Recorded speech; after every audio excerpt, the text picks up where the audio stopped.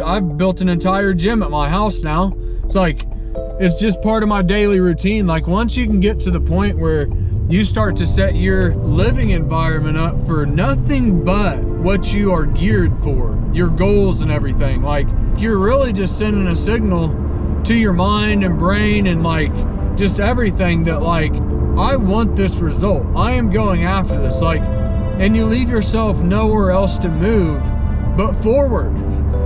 Your back's against the wall. There's nowhere else to go. What's up, y'all? My name's Tim Ream. You're in the right place. If you're new to the channel, this is where I demystify the mystical in the self-help and the personal development space. I'm going to give to you the practical and applicable tools that I've boiled down over time that I've used to change my life. All right, man, let's go. So you got to get to the point. In my life, I had to get to the point where my environment wasn't the master of me anymore, and I had to become the master of my environment. For a long time, I was victim, or felt like I was a victim, to my external circumstances, the people, places, things, and just the hand, I guess, that I feel life dealt me. And that's a total victim mentality. You eventually got to come to the realization that nobody's coming to save you, and that if my life is going to change, it's going to all be up to me to do the changing, right? And I feel like whenever you finally take responsibility for your life, or I know at least how it went for me, like that was the day, I swear, like religion talks about like born again, dude. Like it's the day where you know your life is never going to be the same because you've taken charge of your destiny. But just because you've taken charge of your destiny doesn't mean that all of those previous habits and mindsets still don't have to be broken down. It ain't like there's some switch that is flipped. Like there's still an entire,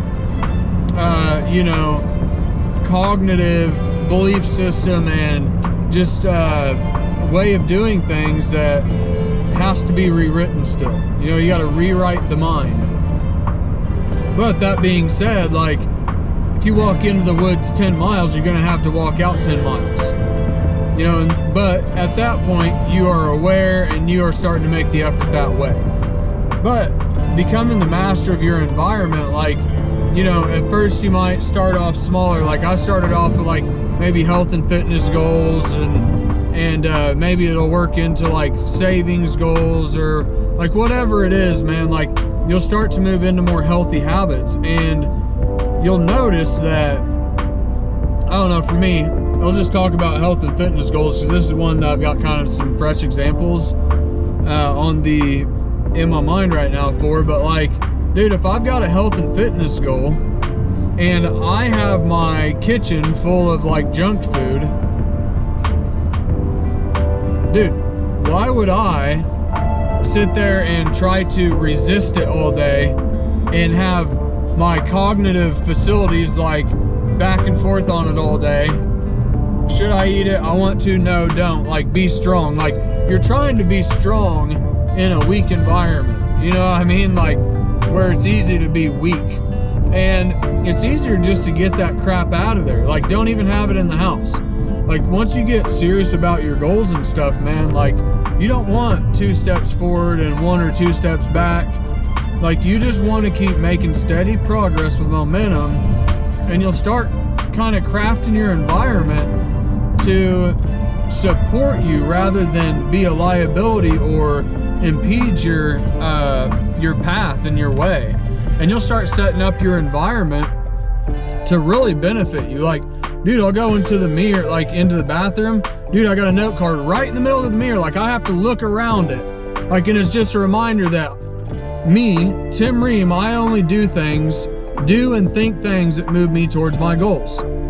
Like, and I have it just, oh yeah. And I have these little cues all around my house, dude.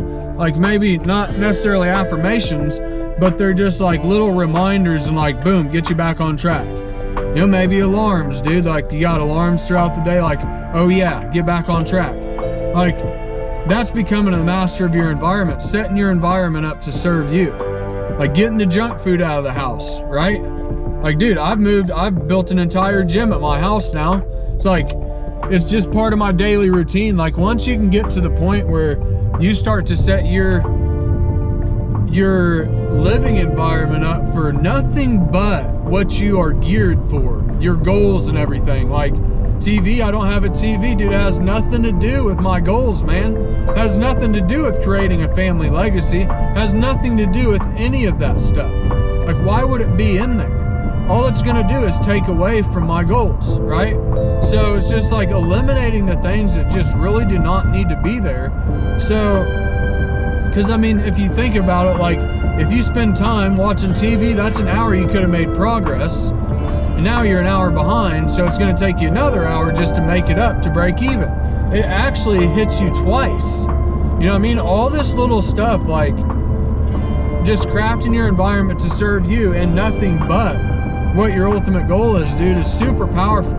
And like you're really just sending a signal to your mind and brain and like just everything that like, I want this result. I am going after this. Like, and you leave yourself nowhere else to move but forward. Your back's against the wall. There's nowhere else to go. Like you've left it to where it's like, even if you can craft your environment to where it's uncomfortable, you know, make it uncomfortable to where it's like, it gives you that bit of edge because you're hungry still. Like keeping yourself hungry and not full, like, and satiated. Like, see, these are all little, I guess, tips or tricks that I personally use to keep myself always moving forward. It doesn't matter what level you get to, like you can still do this stuff to kind of keep yourself deprived of and keep yourself hungry for the next level that's coming, you know?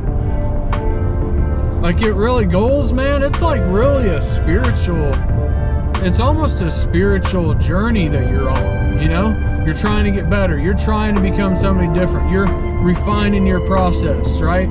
You're turning that, it's like alchemy, like you're turning the lead, like that nasty stuff, into gold, right? You're refining yourself in your process. That's why I always think that gold was always associated with God, right? Because it's incorruptible. It's like the purest thing. You're always trying to turn your stuff into gold, man. And it takes talent, it takes skills, it takes all that stuff. A measure of gold back in the day used to be called the talent. Hell, if it was still called the talent nowadays, maybe people would get the hint that it's gonna take some talent, it's gonna take some skills, it's gonna take something, you know? You don't just make money, right? People that make money work at a mint. You gotta earn money, right? And you do it through knowledge and skills. But I'm getting a little bit off here, but I'm just saying, becoming the master of your environment rather than your environment being the master of you. It's a big deal. And whenever you can make that transition, I'm sure there's even better examples out there. There's one book, dude, that's like super good, and it's called Atomic Habits. It's by James Clear. I'll put a link down in the description for it. But super powerful book about habits, and even talks about your environment a little bit too, man. But it's a big deal, man, whenever you are really wanting to make the most out of all of your efforts, man. You realize your time and resource and energy is all finite, dude. And you wanna make the most of them, man. Hey guys, thanks for watching. I really appreciate it. Please share, like, and subscribe for more content. Hit the notification bell below. Hit all so you can get all of my stuff that's coming out. Please follow along. Let's fucking go.